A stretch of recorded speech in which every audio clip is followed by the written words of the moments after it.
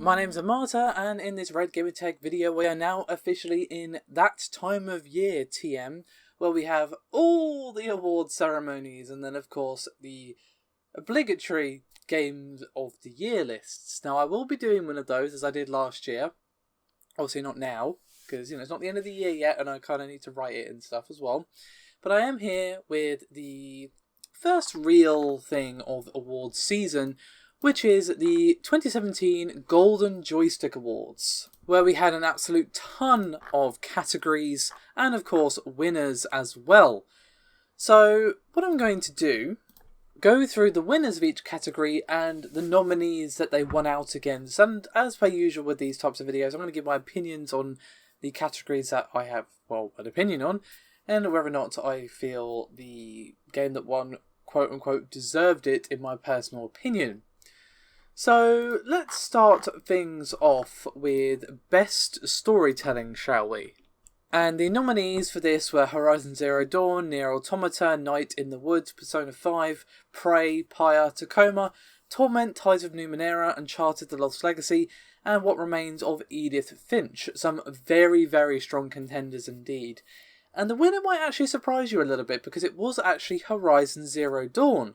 Now, I'm not saying Horizon's a bad game. I actually really, really loved Horizon Zero Dawn. The world was fantastic and the story, while revisiting familiar ground in some ways, was also very, very different in other ways. But to be honest, if I was choosing the winner, it would 110% be Nier. The story for that game is fantastic and it's the way it's told as well, and how they actually used gameplay to tell it. I don't want to go too much in detail in case you haven't played it, but I 100% would have given that one to Nier. So let's move on swiftly to Best Visual Design. So we have the nominees of Cuphead, Dishonored 2, Final Fantasy 15, G-Nog, Horizon Zero Dawn, Little Nightmares, Monument Valley 2, Night in the Woods, Persona 5, Pyre, and Legend of Zelda Breath of the Wild. Some, again, very, very strong contenders. I mean, Pyre is amazing, so is Zelda, so is Horizon, so is Persona. Like, all of them there, apart from G-Nog, which, to be frank, I've never heard of. All of them there deserve to be nominated because they all have really cool visuals. Unsurprisingly, though, and very deservedly, Cuphead actually took the win here. And I don't disagree with that at all, because not only is that game just beautiful, it's really, really unique and hand animated. Like, the painstaking amount of effort that went into that game honestly boggles the mind, so they 100% deserve that. Next up is Best Audio, and we have Destiny 2, Hellblade, Senua's Sacrifice, Horizon Zero Dawn, Life is Strange Before the Storm, Little Nightmares, Persona 5, Project Cars 2, Pyre, Rime, Sniper Elite 4, Tacoma, and Breath of the Wild. So, no real standout amazing soundtracks that you would perhaps listen to, at least in my personal opinion, apart from Pyre. Actually, I would take that back. Pyre and Life is Strange I would definitely listen to outside of the game, but they all had, a lot of them there had strong soundtracks that complemented the game, were appropriate for the game. Now Hellblade I think deserves a special mention because it uses audio in a really interesting way to kind of go with the whole narrative of Senua having a mental illness, but the one that actually took the win was Legend of Zelda Breath of the Wild. So, speaking of, we also have Best Gaming Performance, which is obviously going to be basically Best Voice Acting, essentially. And we have the nominees of Ashley Birch for Aloy in Horizon Zero Dawn, Brian Bloom for BJ Blazkowicz in Wolfenstein 2, Claudia Black for Chloe Fraser in Uncharted, Frida Wolf for Ryder in Mass Effect Andromeda, Jack Brand for Jack Baker in Resident Evil 7, Kylie Brown for Rachel Amber in Life is Strange Before the Storm, Melina Juergens for Senua in Hellblade, Senua's Sacrifice, and Nathan Fillion for Cade 6 in Destiny 2. And this one was taken by Ashley Birch, who did Aloy in Horizon Zero Dawn. Yeah, to be honest, I don't disagree with that. I mean, I would also make a strong argument for Melinda Juergens as Senua because her performance carries that game in a lot of ways. I mean, Senua is one of the very, very few characters in that game, so to carry a game with one character, the performance obviously has to be strong or it's not going to work. So you know, I don't know, it's a tough one, this one, because, you know, there's not really a bad thing to say about any of the performances here, to be honest with you. The only weird one is Resident Evil 7, because, I don't know, it's just, the performance was fine, but it's not really, like, award-worthy, so that is the only strange one. However, let's move swiftly on to Best Indie Game. And we have the nominees of Dream Daddy, Everything, Friday the 13th, The Game, Night in the Woods, Pyre, Slime Rancher, Stories Untold, Tacoma, Thimbleweed Park, and What Remains of Edith Finch. Sadly, no Hollow Knight, which is a bit of a shame. And there's obviously a ton of indie games. Well, given how many indie games release in a year, there's plenty of games that deserve a place on this list. And the actual winner for this, I really, really disagree with this one, is Friday the 13th, The Game. Because, you know, it's a bit rough, shall we say? I wouldn't have given this to that, no way. I would have given it to Pyre, personally, out of those two. So I really, really disagree with that one. Obviously, that's a personal opinion, but, you know, that's kind of what you're here for. However, let's move on to Best Multiplayer Game, where we have Absolver, Battlefield 1, Destiny 2, FIFA 18, Friday the 13th The Game, Injustice 2, Lawbreakers, Nidhogg 2, PlayerUnknown's Battlegrounds, Pro Evolution Soccer 2018, and Splatoon 2. So, which one won that one? And again, it's a game that is a touch unfinished, but I'm not really surprised it won it. It's PlayerUnknown's Battlegrounds. Now, to be honest, I personally wouldn't include early access games in any award because it's not finished. I mean, yeah, it's technically out, it's technically playable by the public, but it's in early access, it's still in development. And regardless of my personal opinions on PlayerUnknown's Battlegrounds, it's not a finished product by any means. You know, it's obviously very, very popular and obviously has a lot of gameplay that a lot of people enjoy, but that doesn't change the fact that it's missing a lot of content and is very rough around the edges with optimization, stuff like that. So, personally, I wouldn't have given it to PlayerUnknown's. Maybe Nidhogg or Absolver. You know, Lawbreakers, maybe, but that kind of fell flat on its face, so, you know, that's a tough one, to be honest with you. I'm not really a huge multiplayer gal, to be honest with you. The only multiplayer games I really play are Overwatch and Fortnite. That's pretty much it. So let's move swiftly on to Studio of the Year. We have Arcane, Boss Key, Creative Assembly, Guerrilla, Machine Games, NetherRealm, Ninja Theory, Nintendo, PUBG Corporation, Platinum, and Rebellion. Some very, very strong names there, as I'm sure you would agree. So, unsurprisingly, Nintendo took it. And they've actually been on a bit of a tear this year, so I can't really blame anyone for voting for them. Personally, would I have picked them? Probably not. I probably would have picked Platinum, but I'm biased because I just generally enjoy Platinum's work. And they put it out Nier, which is one of the best games I've ever played, period.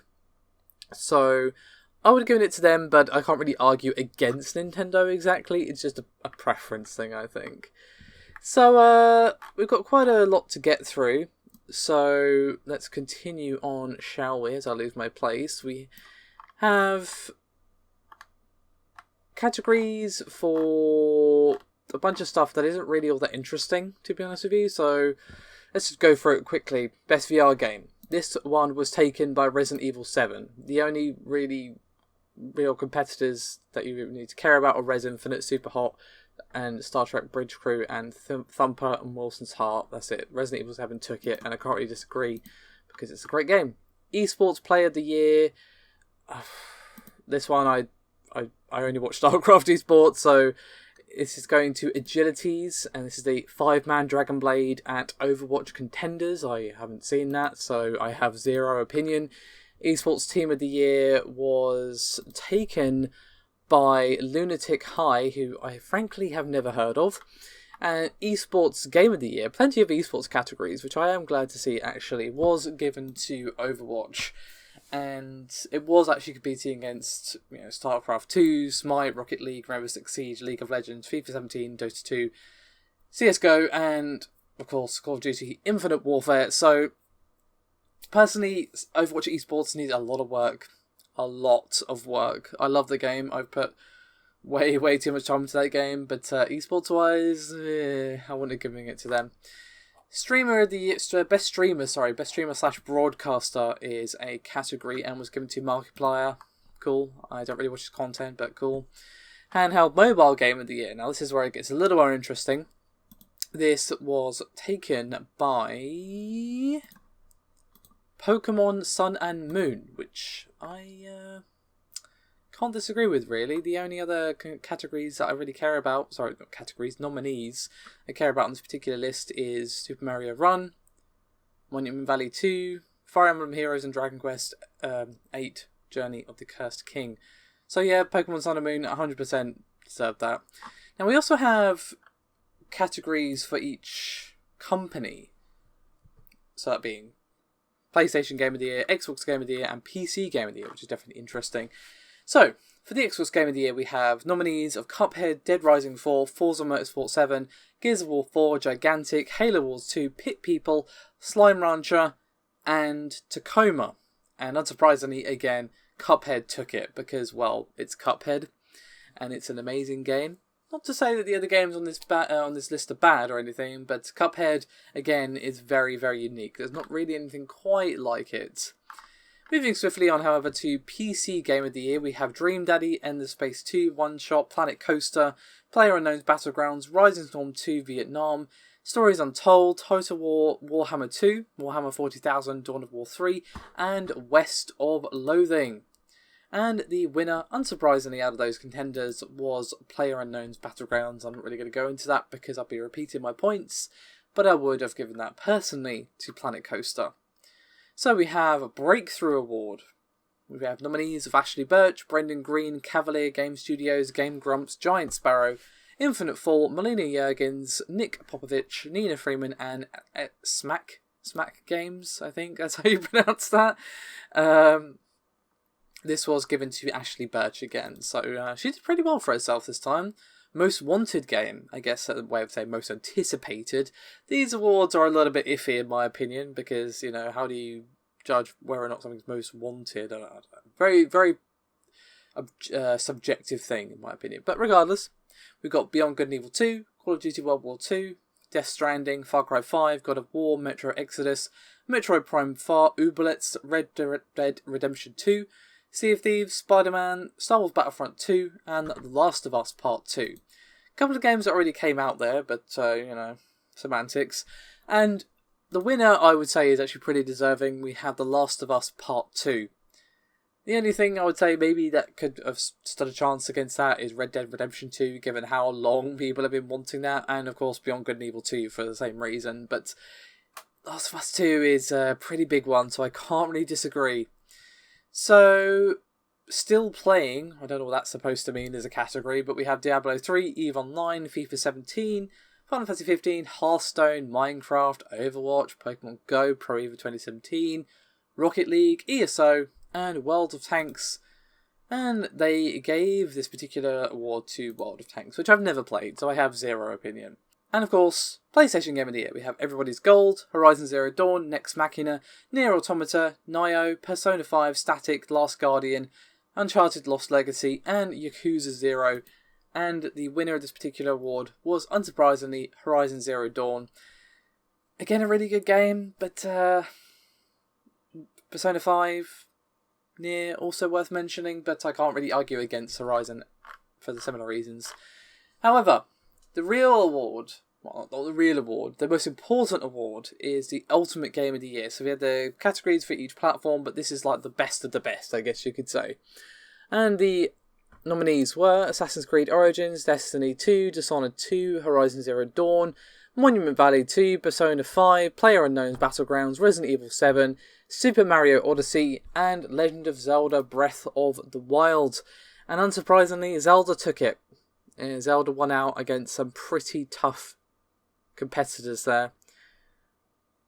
I can't really argue against it, to be honest. I mean, again, some really strong contenders. Resident Evil 7, Persona 5, Horizon, Dishonored 2, Assassin's Creed Origins. But this is arguably one of the best Zeldas ever made, period. So, you know, I can't really disagree. But, yeah, overall, Not too bad. Oh, and the Hall of Fame was given to Final Fantasy. Just as I kind of throwing that in, as well as a Lifetime Achievement was given to Sid Meier. So, that is your winners, and of course the nominees for the 2017 Golden Joystick Awards, officially kicking off that time of year TM, where we have all the awards. Soon, of course, we're going to be having the Game Awards, which is probably the bigger event of the gaming award calendar. And that's going to be definitely interesting, because there were some rather puzzling snubs last year. So, hopefully we can avoid those this year, but we'll see. Regardless, thank you very much for watching. Let me know your thoughts on each of the categories. I want to see exactly what you have to say on each of the categories and whether or not you think the winner deserved it and all that good stuff. Well, with all that said, thank you very much for watching, and I'll see you next time.